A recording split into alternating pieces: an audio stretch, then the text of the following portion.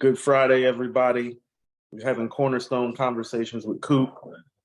We got one of the nicest MCs in the game, in my opinion, especially lyrically. Armin, what is up, my guy? How are you? I'm good, man. How you doing? Thank you for having me. No. Thank you for coming on. The first thing that I kind of want to say, and it's not even really a question, is that, your skill set and your story, now that I've been doing a little research on you, is Well, very, very reminiscent of, like you're kind of like a throwback in that sense. It's like it used to be to get into the game. You used to have a special level of skill and a special story to go with it. And you actually have both. And so I just kind of want to give you the opportunity to tell audience who may not know about you, yeah. who you are and where you're from and what you represent right quick. Nah, I appreciate it. My name is Armin. I'm an artist out of LA, originally Armenian, and then I was raised in Amsterdam in the Netherlands. I actually lived there for the first 18 years of my life. So I'm kind of from, multicultural and all over the place, but just been like a hip hop kid since I was, for as long as I could remember and just started, what I'm saying, doing music when I was young, when I was in middle school, high school, and then moved back to LA to really do this music thing and just started grinding independently. You know what I mean? My journey really been like a, Rest in peace, Nipsey, like a real marathon, slow and steady burn. But always been, a lyricist type of dude. So like you said, I always focused on the craft heavily because that's what my passion was, you know what I mean? And but the last couple years, a lot of doors been opening for me, and finalizing this big project that I got right now that's entirely produced by Scott Storch. And here we are now. I just dropped a few of the big records off that project. Um, and yeah, the project gonna drop at the end of the month, April 28th. So I want to talk about a couple things. I want to talk about hip hop culture overseas briefly because I read up on you. You're Armenian, but we're raised in Amsterdam. right. I've been overseas a couple times. I find when I've been overseas that the hip hop aesthetic is even more boom bap and traditional than it even is here now. Would you echo those sentiments?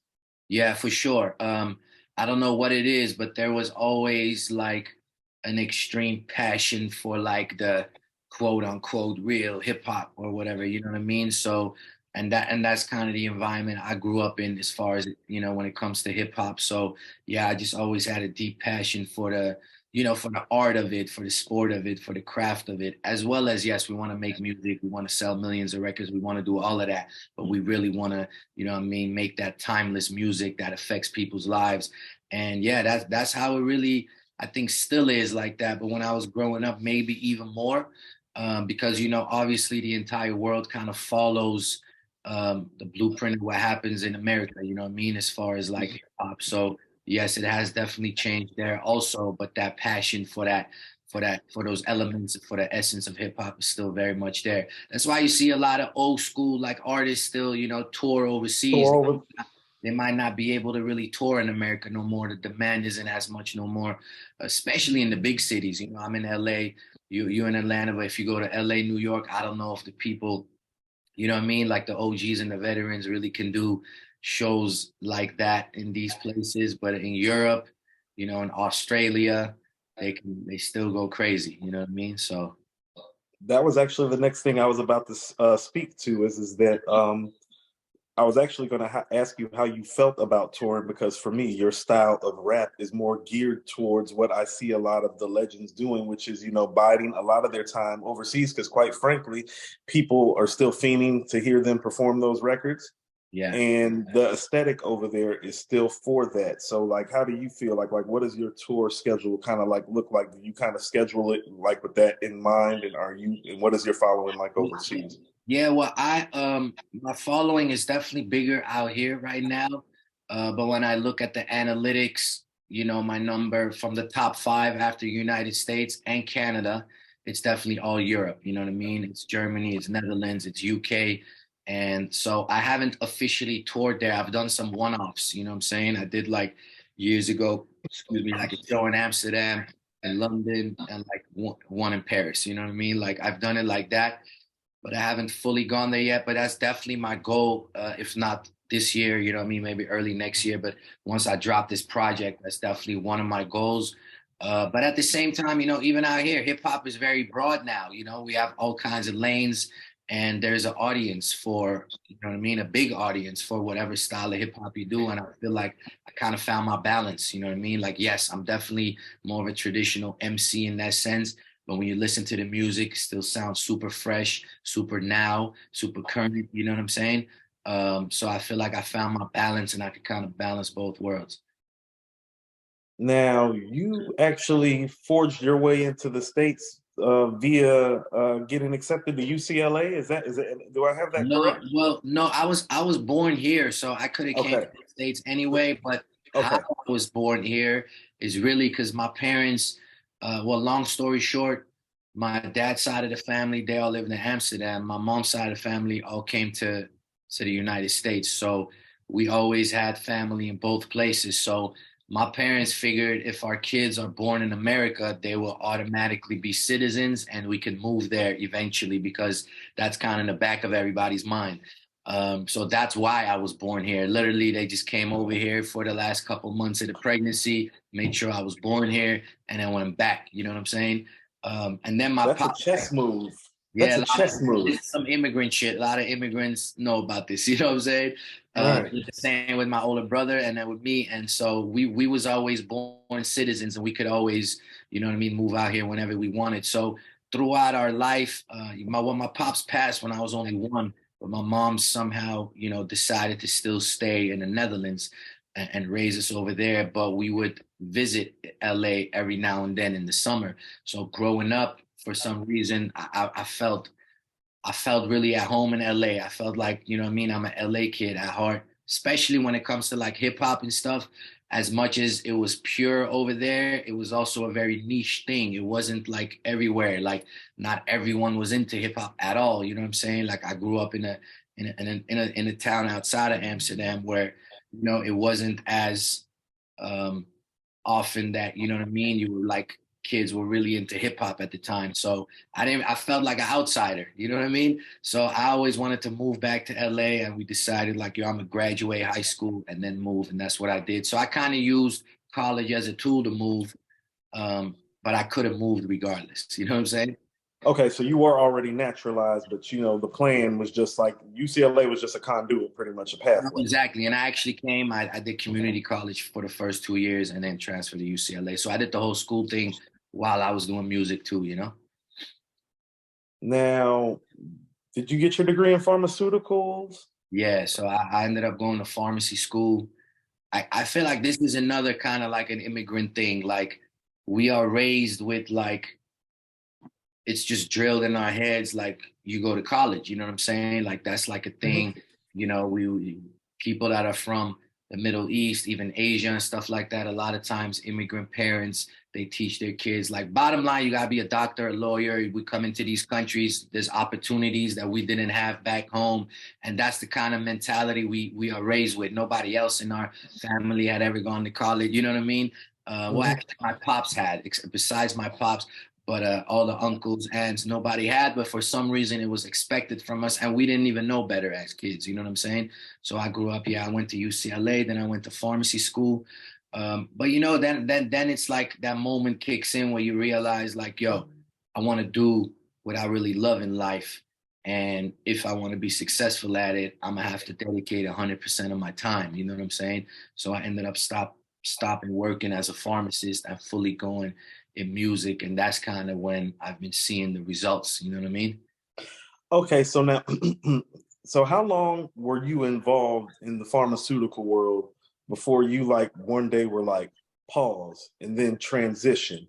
Involved. I went to school for 4 years, and then I worked for a couple years, and then I was like, "Yo, this ain't gonna work." I was trying to balance both, and don't get me wrong. In the early stages, you're gonna have to pay the bills somehow, so you're gonna, you know what I mean, have to work and somehow juggle it. But I got to a point where I was like, "Yo, I gotta fully dedicate." But I have the license at this point, so eventually I ended up finding like a really good business partner and we opened up our own pharmacy, and like I'm kind of like I still have that on the side now. You know what I mean? That's like my Mhm. side gig, if that makes any sense. But it's not a bad side gig to have. It's a little untraditional journey that I've been having in this music shit, but this is how I was able to No, get here, you know?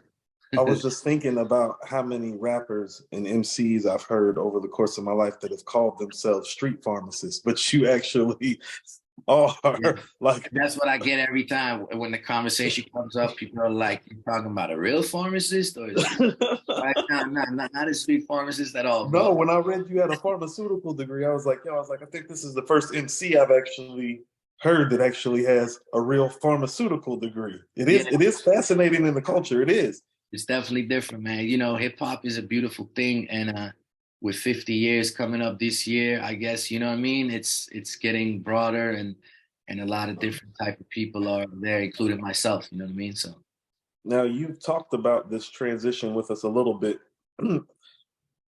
I've been an independent artist before myself. Now, independent artists tend not to sell out venues like the House of Blues. So now that you've made this transition, tell me how you get to the point of being able to sell out historic venues in LA as an independent artist who, quite frankly, had a whole nother career years prior. Yeah, not for sure. Honestly, like once I started putting out music, I'm kind of the first of my background, you know what I mean, of Armenians. And if you ever been to LA, there's a lot of Armenians out here. But Armenians are what we call a diaspora nation. We spread all over the world, all because of the Armenian genocide happened and all that. And I won't go into too much detail, but there's Armenians all over the world, more outside of the actual country than in the actual country. So I started having support of my community first right away. Why? Because we all love hip hop. Everybody listens to hip hop. It was just nobody. We didn't have like a representation of from our Mhm. culture that was really doing it. You know what I mean? At a level that can compete. So when I dropped my first project or whatever, it spread right away, and I started having a lot of support. And we were just, grinding independently, just putting out music consistently, doing shows everywhere, hitting up all the high schools, just really putting in the legwork. A million ciphers, a million open mic nights, a million everything out here in LA, and I started kind of building the buzz, of course, for my community and like just the underground LA hip hop scene. You know what I'm saying? And Okay. that's kind of how it started. And slowly I've been able to expand on that. You know what I mean? Like dropping bigger music, and the music is getting better, and the audience is growing. You know what I mean? So, I do want to talk about the project that you have with Scott Storch coming up, and but first I want to talk about some of your notable projects that kind of got you to where you are. I was just playing Seven Deadly Sins hell when yeah. you pulled up. Talk to me about Seven Deadly Sins. That appears to be the tipping point moment for you. You have guys like Crooked Eye and King Los and Game, and you're standing toe to toe with these guys on record. So tell me, just take me back to that moment in time and tell me how Yeah, that that feels. was that was 2015, and we actually did a Kickstarter campaign for that. You know what I mean? Because Wow. we needed some funding to make that project happen, and I forgot what our goal was. I think we put like 15,000 or something, but we reached like more than triple of that. You know what I mean? And that was another proof of like what kind of support I really had out there without really realizing. You know what I mean? Um, Mhm. so yeah, Game was one of the very earliest, actually the first, like I would say, major artist that ever like acknowledged and showed love to me and worked with me. And so is Crooked, you know what I mean? Crooked, as far as like an MC, I used to study him heavily, and he was on that project. And throughout the years, me and Crooked done like at least 3, 4 joints. Same with Game. But yeah, that was like a real concept album. I love, I still love doing projects and real bodies of work, even though we in a singles, world now, and a TikTok world now, where attention spans are so short. I still feel like a real body of work can make a real difference. You know what I'm saying? So that was one of those. For the time, it was really good. You know what I mean? I hate listening to my older stuff because I'm always like, why am I performing it like that, or why this and why that? Why is it mixed like this and stuff like that? But it's just like, you learn on the way. And yeah, that was a powerful project. You know what I mean? You appear stylistically, you're definitely like a content driven guy, but you do touch on like what I would like to say the spiritual and metaphysical side of things. Would that be fair to say? Like where does that come from? Is that something that just naturally comes out of you when you're writing, or is that something that is like intentional and coming from a place? It's definitely just naturally, it comes out of me. I feel like music is a spiritual thing. You know what I'm saying? There's actually this dope quote from Nipsey I came across not that long ago. He was saying like, think about it like music is nothing, and then you pull it out the air somehow, and all of a sudden it's something that the world can, you know what I mean, that you can share with the world. um and then, just my upbringing, we as Armenians, we just Christians in general. Like, Armenians are actually the first official Christian nation in the world. Now that doesn't mean we all super active Christians and everybody goes to church, but it is something that we are taught as kids. We grow up with it. There's traditions and things that go around, all the Christian holidays and everything. So yeah, I guess it's just in me, you know what I'm saying? And I express that in my music. And I feel like just spirituality is not even about religion, but it's a powerful thing, you know what I mean? So yeah, Yeah. I'm about to say Christianity doesn't have to exist within the church either. I don't believe any religion has to right, exist within the walls of the church. definitely. Actually, most of the biblical and even other texts outside of the faith will actually tell you the same thing and actually Right. exist within the people and within the spirit. I So told I kind of felt that within your music. I just kind of wanted some clarity from you. yeah, It appears to be a part of you, and you appear to like reflect on it the right way yeah, yeah, musically. yeah, definitely. Tell me about this Armenian cipher. How many are there, and when did you start doing this? Like, tell me about the Armenian cipher, or tell It's our people actually, about the Armenian cipher. yeah, that's been a minute ago. Damn, it's like 10 years ago exactly when we did the first one. I've been active in this community just like I said, I had support early on, so I kind of became the face of like hip hop in my community. But there was always other guys, doing their thing. And in my opinion, they were really talented and real MCs. So one day I thought of like, this was the era where the BET ciphers was really hot. Uh, Hmm. the cipher effect and Team Backpack and all those things that were happening online was really a thing. So I was always invited to be on a lot of ciphers. And one day I was like, yo, let me create my own cipher with all the guys, and it kind of is going to show unity to my community, and it's going to show the world really how far hip hop is coming. Like, yo, these guys can really rap, you know what I mean? So I put that together. And then it became like an annual thing just because it got so much love. And we would pick new guys every year. But what ended up happening is I felt like I ran out of guys to pick from my community because it's only a few. And even them, they weren't taking it as serious as I would like. And that kind of offends me sometimes, when people hit me up all the time and they're like, yo, I'm not like a professional or anything. I just do this for fun, but can you check out my music? And I'm like, no, like, I don't do this for fun. This is my whole entire life. Like, this is what I'm dedicating my everything to. All my music, all my money, all my time. Like, I put so much blood, sweat, and tears into this. Like, I don't like when people don't take it as serious, or I don't like to work with them or whatever. You know what I mean? Do your thing as a hobby, but don't bother me with it. So that's kind of what happened. Is like I felt like most of the guys weren't taking it as serious.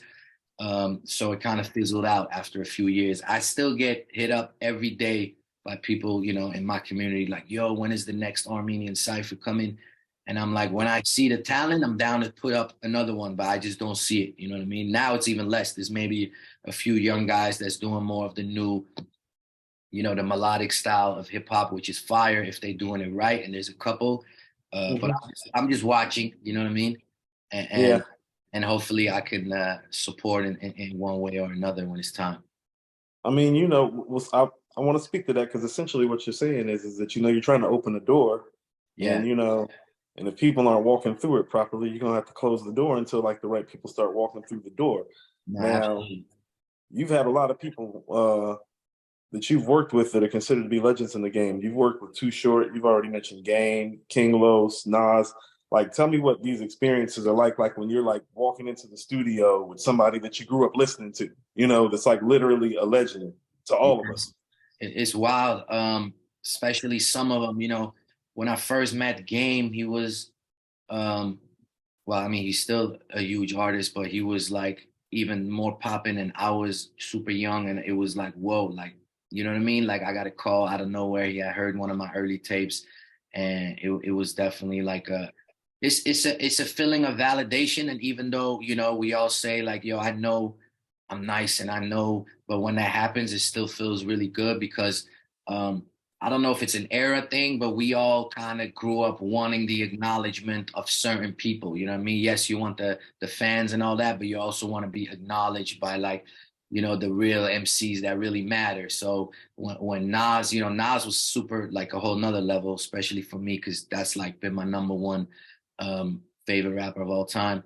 But like, I was on a Wu-Tang album in like 2017, and Method Man been fucking with me for a long time. And Be Real from Cypress Hill been one of my first believers, and he opened so many doors for me. And like you said, Too Short Game. I mean, the list honestly goes on. It's pretty epic, to be honest. You know what I mean? To be acknowledged by these guys, and that they understand that they look at me as one of us. Like recently, um, my man Styles P, I ran into him at like a dispensary out here, and I've been fucking with him for a minute. Um, and Ghostface and Raekwon was over there, and he introduced me to Raekwon as, yo, Armin? He's like, yeah, yeah, I just met him, but he just met me. He didn't realize that I was an artist and that I was there. He's like, yeah, yeah, I just met him. He's like, nah, Ray, he got bars. He's like, oh, word. He's like, nah, Ray, I'm talking about he one of us. And he's like, oh, word, you know what I mean? Like it was like that's how Yeah, House P introduced me to Raekwon. It's like wild if you think about it. He introduced me as like, yo, he one of us. You know what I like mean? he spits on this level. That's what That's that's what heavy. he told Raekwon. This is Styles P. Like so, like shit like that matters a lot, especially for like MCs, for people like me. You know what I mean? Like in our lane, that's honestly where we kind of strive to get to that level. You know what I mean? So yeah, salute to all them legends, man, for real. Now, I spent some time in SoCal. I spent some of my mid 20s in Southern California. Now, what part of Los Angeles, did you actually kind of like put your footprints on first? I'm in the valley, like the 818 we call it. You know what I mean? Okay. Yeah. Specifically, I'm in Glendale. You know what? That's pretty much where all the Armenians be at. You know what I mean? Like Glendale, North Hollywood, Burbank, like this area right here, East Hollywood. That's where most of the Armenians are at, and that's where I ended up. You know what I mean? Okay. Yes. Now, tell me about this project. Do you have a name for this project with Scott Storch? Is there? Yeah. Tell me, It's yeah. called Mean. It's really just it's very autobiographical. I feel like this is my first like real like big project, you know what I'm saying?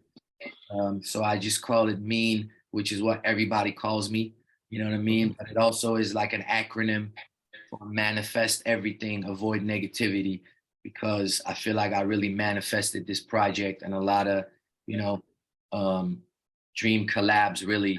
And even working with Scott Storch, I worked with him for the first time. I did one record. It was like I want to say 2017, 2018. And then I went home and I'm like, I need this guy to produce my entire project, but I had no idea how I would be able to do that. I mean, he ain't cheap, you know what I'm saying? And then, long story short, a year and a half or so later, and with other people connecting us and stuff like that, it happened. And the same thing with Nas. Like I had a tribute track to Nas and Eminem because I always called Mhm. them the biggest influences back in like 2016, 2017. And then he heard that tribute years later and hit me up out of nowhere. And, you know, I was able to collaborate with him. So a lot of things happened for me to get to this point by me just putting it out in the universe and continuously grind and believing that it's possible. So that's why I call it mean manifest everything. And you always got to avoid the negativity. You know what I'm saying? Also, just changing my circle and changing a lot of people around me. Because besides my like day one couple people that have been with me the entire time, it was a lot of people just holding us back and bringing drama and negativity that, I slowly was able to cut out of my life, and that's when I started seeing all the progress. You know what I mean? So that's how I call this project Mean. And it's crazy, bro. Honestly, like I'm really proud of this project. I don't think anything I have released is even close to it. Um, I don't think anything that's been released in hip hop this year is even close to it. And I'm not even the guy um, to be like, yo, I'm the nicest and I got the album of the year and I'm this. Like no one's ever heard me talk like that. But I've been really paying attention. Yeah, this album is gonna make some waves. I promise you. Yeah. No, I love everything that you just said, and you have the confidence that a top tier MC should have. Because I mean, just for me listening to you, it's like, well, I know your bar work is there. I know your content is there. Your confidence is there. And so if the project is there, I mean, I think that's really all that there is. You kind of answered one of my questions. I was going to ask if the Nas and M joint from 2016 led to this Candle with the Devil joint with Yeah. Nas and opening up for Nas. Yeah, the crazy thing is, like, obviously, at the time when I did it, actually, it was one of my lowest points in my career. Nothing was going right. There was no money. I was kind of like stuck, not knowing what to do. And, just as a fan, I'm like, let me just start rapping on my two favorite rappers' beats. You know what I mean? Like, if I had to pick, those were the two favorites, especially coming up. So, I just started doing like some mixtape shit. And then at the end, I decided to add one last song, which was like an actual tribute, you know what I'm saying, called Letter to the King. So I'm actually, first verse, I'm talking to Nas, second verse, I'm talking to M. I didn't really think much of it. Of course, it's in the back of your mind, like, yo, what if they hear it? But, that's not what I was counting on or anything. So you just put it out in the universe. If anything, I felt like fans of Nas and fans of Eminem would really appreciate it. You know what I'm saying? Because I felt like it was done really right. And if you hear it, you could tell like it comes from a genuine place and it's just put together right well, you know what I mean? So, and when I put it out, that's the kind of feedback it got. All the blogs picked it up, Two Dope Boys and Hot New Hip Hop and shit like that. And they were all specifically talking about that Letter to the King song and saying how good it is. So then we decided, just me and my man, grab a camera. We flew out to New York, went to Queensbridge Projects, and then we flew to Detroit and found out which, the hood Eminem grew up in or whatever. And we shot a little video, got pulled up on multiple times by motherfuckers asking, what are y'all doing here? You know what I mean? Damn near risked our lives to do this. And we made it happen. And then we just put it out and that was that. And a good 3 years later, Nas happens to walk into Cookies on Melrose, you know what I mean? The dispensary Cookies. So Mm-hmm. 2 years ago, I linked up with Burner and all the cookie guys and people in the cannabis, which is actually what opened so many doors for me. A lot of these big collaborations came from those relationships. And, I went on tour with Burner. I dropped the album in 2020 with Burner. So that did a Mm-hmm. lot too. But Nas just walked into Cookies on Melrose as a customer. Now, that location is in West Hollywood. A lot of artists, a lot of celebrities, a lot of Yeah, people. that's 101. That's 101 West. Yeah, a lot of people Yeah. walk in there, but nobody expected someone like Nas to walk in. You feel me? So Right. Nas just walks in with, I guess, a girl that was with him, and one of my business partners that's basically in the cannabis game owns that spot with Burner. So he was there, my brother Alex. So he saw Nas. Obviously, he welcomed him, and he straight up told him, he's like, with all due respect, there's this one song you need to hear. And he played him Letter to the King. He played him the video just on the phone. So I don't know that any of this is happening. So out of nowhere, I get a FaceTime from my boy Alex's phone, and I pick up, and it's Nas. Like, Nas is holding the phone, and I'm like, oh shit, you know what I'm saying? Like, what the fuck? And Nas was like, yo, what's up, bro? He's like, I just heard that song. And in that moment, again, the song was like 3, 4 years old. It didn't click. Right. What song? I just started with Scott working on this project. A lot of things was going through my mind, like, what song did they play him? And he's like, Wow. the one you did for me and M. And I'm like, oh shit, I'm so happy you finally heard it. And he's like, nah, that shit did something to me right now. And he's pointing at his chest, you know what I'm saying? And I'm like, wow. So we chopped it up a little bit. I told him what I got going on. We got working with Scott Storage on the solo project. And 3 days later, we pulled up to the studio at Scott Storage's house, and we did the whole shit together. You know what I mean? We did the whole song together. It wasn't no mailing So in. wasn't no mail in, none of that. He came Nah, man, live. most of these features on my project, actually, I got Offset on there, I got Quavo on there, I got YG on there. It was all done in person. But especially this Nas one was special because I actually just yesterday dropped a little, we call it the documentary on my YouTube. It's a little 5-minute recap of this whole story. You know what I mean? It goes back to me freestyling on the Wake Up Show in 2011 and being asked who my biggest influences are. And I'm like, it got to be Nas and Eminem. And then going to like 2016, 2017 when I did the tribute, and then going to like, getting the call from Nas and being in the studio together and then having all this footage in the studio. But I'm so proud of that song because not only was it my dream collaboration that came true, but for me, the song came out so like incredibly perfect, like exactly what I would want to do with Nas. You know what I mean? Like, it's exactly the type of record I would want to do, and it's we just executed, like, you know what I mean, like to the T. And when he was writing his verse, he went more than 16 bars. He gave me 20. And then when I told him the hook idea in the studio, he started saying it with me right away. And he's like, yo, we should do that together. Next thing I know, we in the booth together doing the hook. Like, it was a whole movie, you know what I'm saying? But You yeah, got footage of this? yeah. It's on YouTube right now. We literally It is? dropped it yesterday. I don't know when Okay. it's gonna go out to the world, but it's April, 15 now, 14. We just dropped it yesterday, and we just dropped the song a few days ago. On Friday it came out, so it's fresh, Wow. and it's doing crazy. Like, as far as like streaming numbers and media coverage and everything, like this Nas record was open, like broke Right. everywhere for me. So salute to the God MC, Yeah. No, I said according to hip hop, we've officially notarized him on both sides. Mike D and I is the greatest MC of all time. I walked in with that mentality, but I walked in with that mentality before the King's Disease run. Right. But here's where I need your help with right now, Armin. My Oh, co-host and cohort on According to Hip Hop, Mike D, is not the biggest Eminem fan. And I think for some people, quite frankly, who are black in the hip hop culture, feel like his music is not relatable for sure. and that the songs don't slap like that and they don't get played in traditional black spaces. For You as sure. an Armenian, although you are attached to and in love with this culture, you might have a different viewpoint and different take, and that take is valid as well, especially for as nice as you are on the mic. So can you please speak to why you place Nas and Eminem in the same sphere and spectrum as artists for a portion of our audience that doesn't agree with that sentiment, including my cohort Mike D? Yeah. And I totally understand that.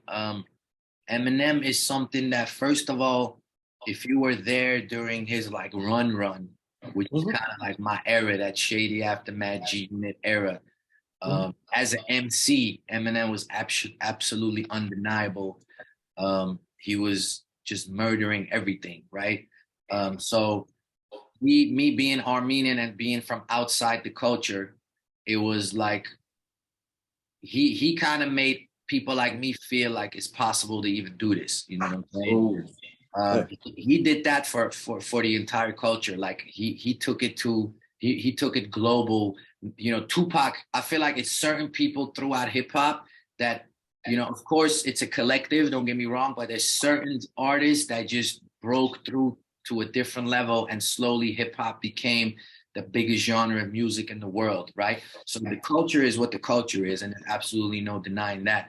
Um, but I feel like Tupac was probably the first one to go just like worldwide, and I can attest to that, being in Europe and having all these white people want to be like Tupac, but not listen to any other hip hop. You know what I'm saying? And then Eminem kind of took it even further because he actually looked different, but he was being stamped by Dr. Dre and all the, you know what I mean? Everybody was treating him like a real MC. I mean, like someone of the culture, you know what I mean? And he, he just took it to a whole nother level. But if you look at him as an MC technicality wise, and everyone that has come after him, all our main guys that we call GOATs now, Kendrick Lamar, J. Cole, Drake, like, if you were a lyricist and you came out after the Eminem era, Eminem has been one of your biggest influences. All three of those guys have mentioned Eminem as one of their biggest influences. You know what I'm saying? Now, the content might not be relatable, but you know what? It's better that Eminem talks about white trash stuff, you know what I mean, with all due respect, because that's the culture he's from, than trying to be something he's not, right? So I feel like, and me again, I understand that I'm an outsider of the culture, but to me, you can only be part of this hip hop culture if you true to who you are. You know You what have I'm to saying? be authentic to yourself. I'm not talking about a lot of stuff, and maybe, you know what I mean, a lot of people in the black community might not relate because my story is very different also, you know what I'm saying? So M's story was very different. I respect the fact that he was able to do what he did, but stay true to his culture, you know what I mean? And you're absolutely right. What is people always say, like, they ain't bumping Eminem in the club, or they ain't bumping Eminem in the hood. No, of course not. You know what I'm saying? He doesn't make no club music, and he talks about different things. I can't relate to this and my mom's either. That's the last thing I would ever do. You know what I'm saying? But I could see through that and see, you know what I mean? There was also a lot of introspective, crazy, different type of records that Eminem would do. if you really know his catalog and you look beyond, that the funny shit and the Slim Shady shit and making fun of Britney Spears and NSYNC and all that, what he was doing back then, like if you look beyond that, he's got some incredible like storytelling and you know what I mean? So, and he's just sharing his pain. And yeah, I just really respect that. But the run he was on at that time was definitely different than what he's doing now. I still fuck with Eminem music now, but it's more just like lyrical acrobatics now. You know what I mean? And you got to be into that, and it's not as relatable and as it ain't hitting the heart like the mute. Like so it ain't that soul music no more. But I think it's still fire. So to each his own. You know what I mean? I love that. That was a very like honest answer. I'm going to tell you what, a couple things that I pulled away from that answer. I Yeah. often say that hip hop is Tupac is hip hop's first real transitional figure. Like he's the guy that transitioned like everything, the style and the way that we make it. The whole street single and single for the ladies idea, that's Tupac. The whole global impact is Pac. So I totally echo those sentiments. It's good to hear that from somebody that wasn't growing up on hip hop here in the States per se, that Right. he was really the first guy. I've often said he should be our logo, like the way Jerry West is a logo for the NBA. He should be the guy. Pac should be our guy.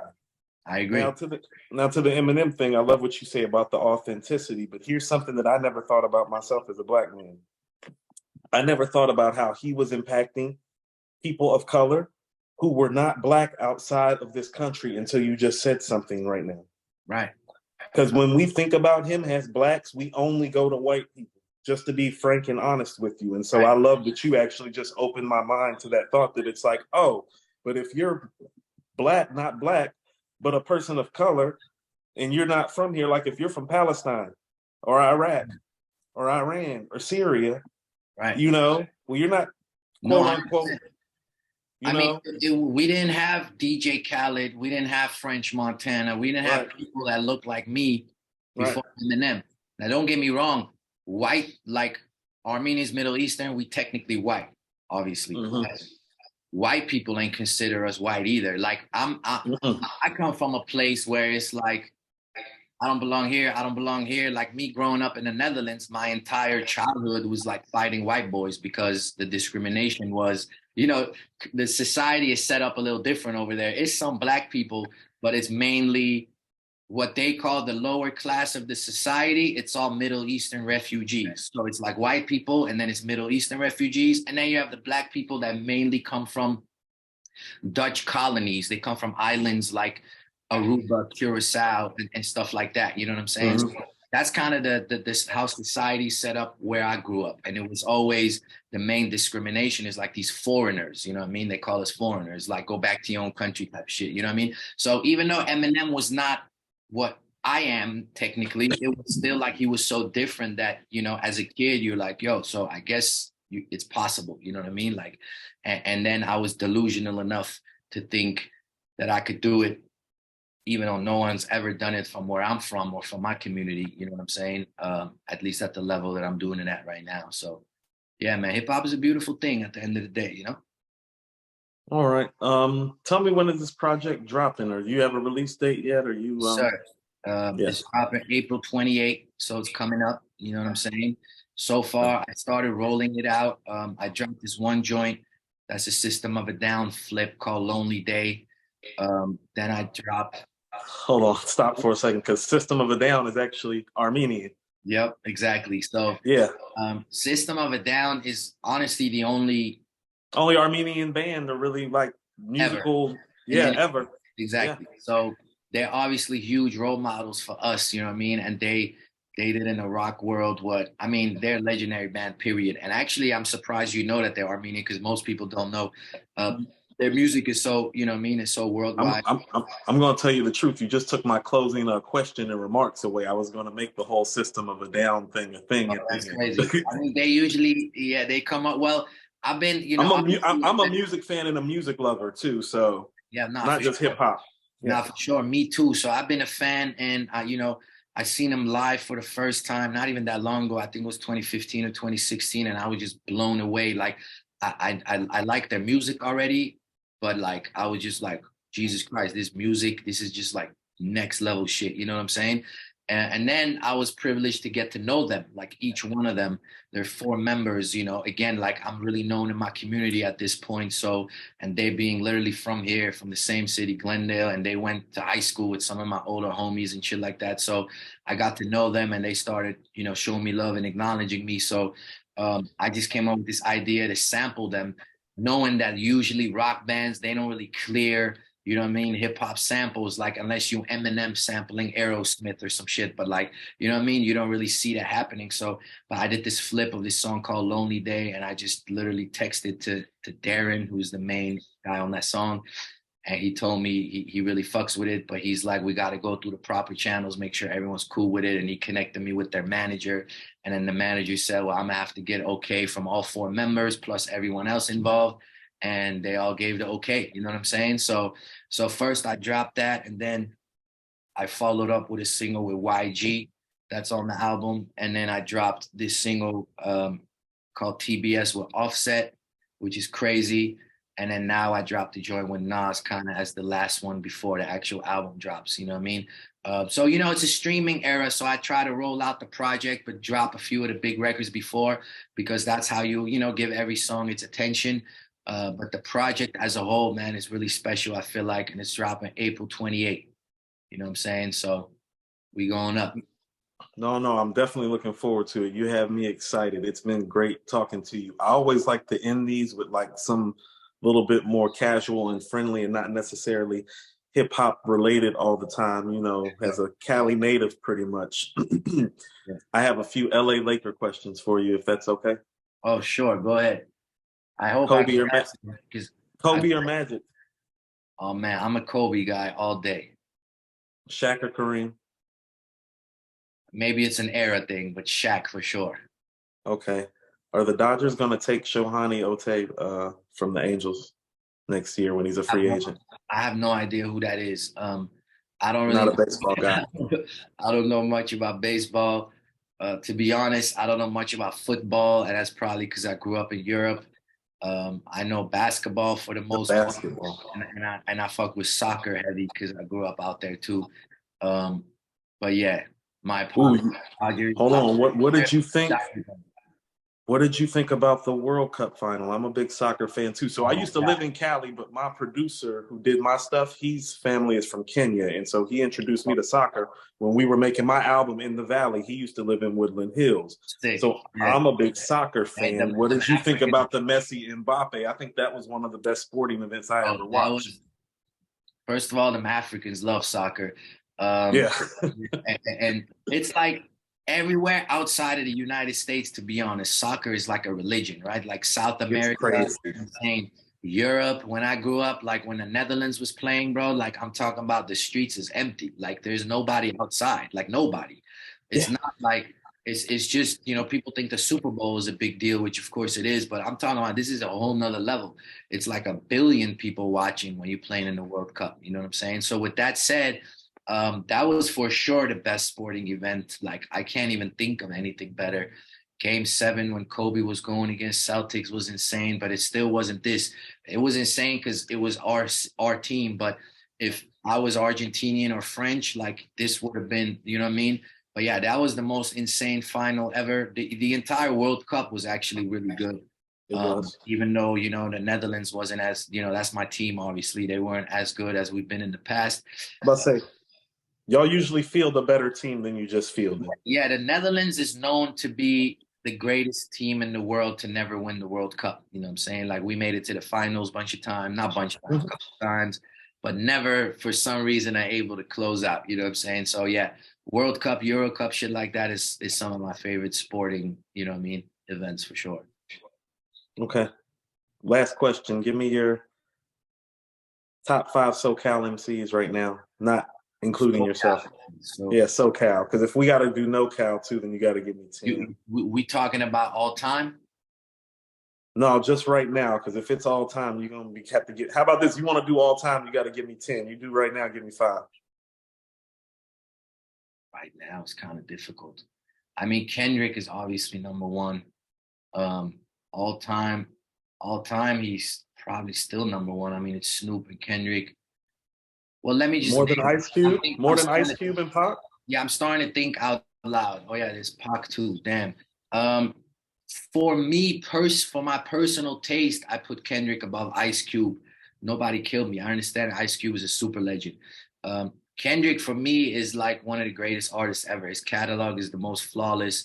You know what I mean? He's almost had like the perfect career. Like, you know what I mean? He came as a straight MC. He never compromised his music. He never tried to make like a radio record or something like that, and he still became the mega star that he is. Like Kendrick is very special to me. Um, but shit, yeah, you just mentioned them. It's Cube, it's Pac, it's Snoop, it's Kendrick, and I mean, for me, I would probably put Nipsey just because of the impact he had, you know, on me personally. Okay. Um, but even for right now, I would still put Nipsey's influence in Kendrick. But then, should name some people that's out right now. I always draw a blank when people ask me top I fives and shit. mean, YG from Compton, ain't he? I mean, why? Yeah, YG. You gotta put Y. YG is the main guy that's kind of been the face of LA this last decade. You know what I mean? He really has been. Like Hmm. he really has been, and he's like he has such a distinct like style, and he's Hmm. good at making projects. Like he actually has classic albums out. Like, yeah, you got to give much respect to YG. He's definitely in there.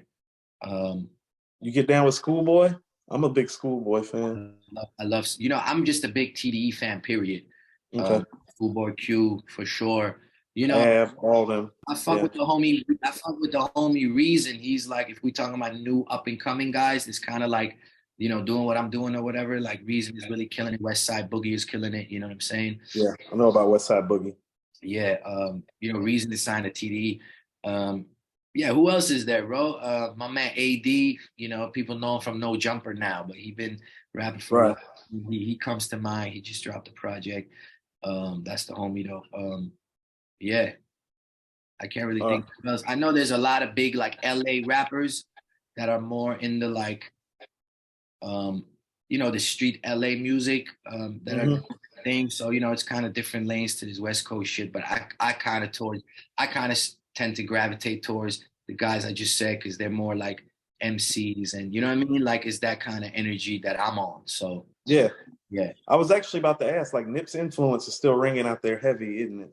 heavy, bro. Because Nip to me was the perfect balance of like that LA street shit but still spitting real like real not just bars but knowledge Real life and inspirational, like and then his motivational. journey, yeah, and then his journey and his mentality. Like I'm literally sitting at my this is the studio room, but at my store, like we started doing merch and then we opened up like a brick and mortar store, like the Marathon store. He did it in his neighborhood, I did it in mine. You know what I'm saying? Like these are the things. Right. And then he was always super active in his community. You ask any Armenian, especially out in LA, what Armene means to the community. Like I always been super active and doing, you know what I mean? So like, yeah, I took a page out of Nipsey's book all day. You know what I mean? And actually, I was this close to getting a song with him too, like right before he passed. That shit was crazy. But I got to meet, like, I fuck with Black Sam and everybody. You know what I mean? His whole family. So yeah, salute to them, man.